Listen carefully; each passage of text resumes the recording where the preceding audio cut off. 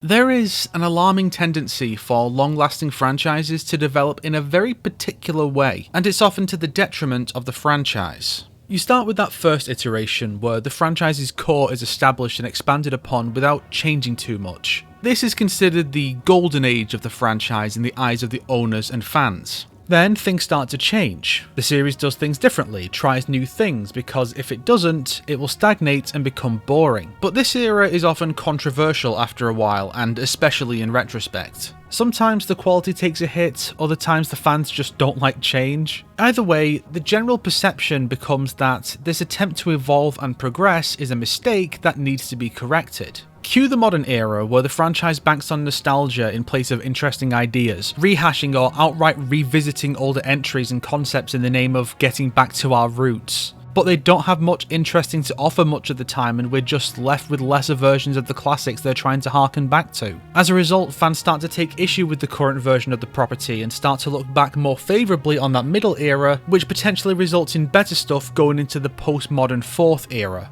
Not every example I'm going to discuss here follows this one-to-one, but I can guarantee that even without the thumbnail, you've already got several franchises appearing in your head right now. Star Wars is probably the most famous example of this, being split by mainline trilogy. The original trilogy laid the foundation for the setting, absolute classics. And then George Lucas wanted to make the prequel trilogy different. Now, instead of World War II in space, it's the War on Terror in space. The politics are a larger part of the story to critique George Bush, and there's a greater emphasis on action and CGI spectacle. Then Disney bought the franchise and decided Star Wars needed to go back to its roots, resulting in a directionless trilogy that had little in the way of new ideas, mostly just rehashing the original trilogy and the decanonized expanded universe to a disgusting degree. And when you look at both the story and the sandbox this trilogy introduced, it's just the original trilogy with a far less charismatic cast of characters, and an unclear sense of how the status quo is losing so badly to the insurgents. At least Lucas always introduced new concepts for lightsaber duels, interesting new settings, and a fantastic sandbox for other creators in the Clone Wars. Meanwhile, there's been barely any expansion of the Republic/First Order conflict, instead continuing to focus on the Galactic Civil War in almost all of their Disney Plus shows and all the recent games. Hopefully this High Republic era will disconnect the franchise from this failed third era and start anew.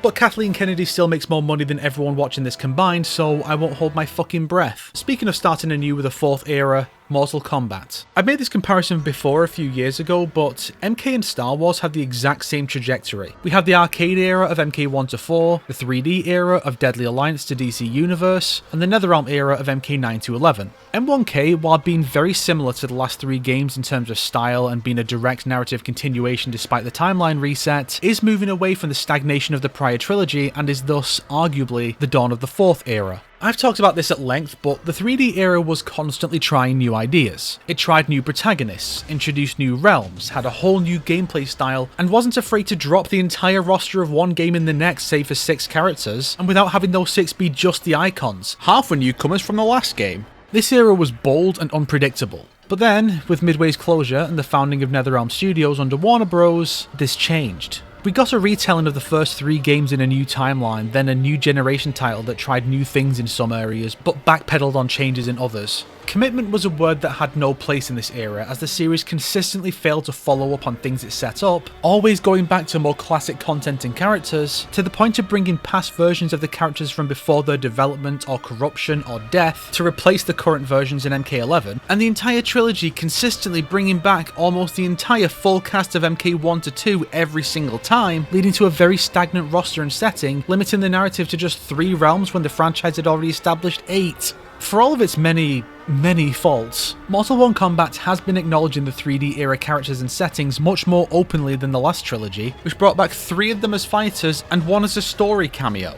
If the current product and management doesn't tank the series, this could be the dawn of that fabled 4th era that isn't afraid to embrace the franchise's full history instead of clinging to the classics like a security blanket. But, as the Spartans famously said to Philip II, If. Sonic the Hedgehog is another fine example. We have the classic 2D era, the 3D era, and the Boost era. After a strong start with the adventure titles, the 3D era started to struggle with more noticeable flaws in Heroes and Shadow, culminating in the disaster that was Sonic 06. The franchise reinvented itself with the Boost formula introduced in Sonic Unleashed, and the problem started with the lengthy side-scrolling sections and full-on levels introduced in Colors. And then, after Generations was a smash hit, things took a general turn for the nostalgic. Part of this is due to releases becoming a lot less frequent, often coming up around the time of big anniversaries that they always miss, and with Generations being such a banger, they keep going back to the idea of the nostalgic throwbacks with Forces, Mania, Frontiers and Superstars all, to varying degrees, going back to the 2D era content. Green Hill Zone's presence alone is enough of a reason to skip a game at this point. The new era may be dawning with the enhanced ports of older titles that can be the nostalgia titles, and the open world introduced in Frontiers that has generally been well received. It's likely the latter will stick around for another few main entries before they get bored and try something else. That sounds like a criticism, but I've always appreciated Sonic's willingness to try new things and not stagnate the way Mario largely has. The results aren't always great, or even good, but they're always interesting. I mean, when's the last time you saw a dedicated Mario video essay channel?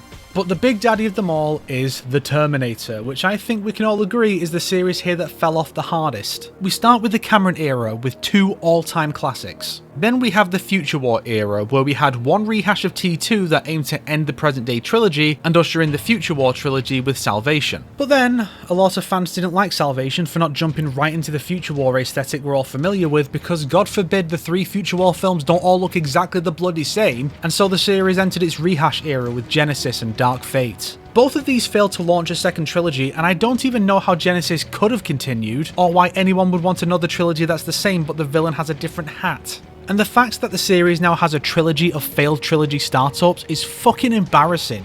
And as stated earlier, these are not the only franchises that can be viewed this way to some degree. Street Fighter has this, Crash Bandicoot has this, Call of Duty has this, Aliens kinda has this, discounting the remakes, even Halloween has this. Of course, it's not always bad. Resident Evil's fixed camera era, action era, and horror revival era all offer fantastic experiences in their own rights. This video isn't strictly an indictment of this pattern, but it usually is a bad sign for the state of a franchise when it enters that third era and just stops trying. When it expects us to keep buying it despite it lacking that creative spark that made us fall in love with it in the first place. I struggle to feel excited at the prospect of new entries in most of these properties now, despite how much I used to absolutely love almost all of them, at best feeling cautiously interested and at worst, tired.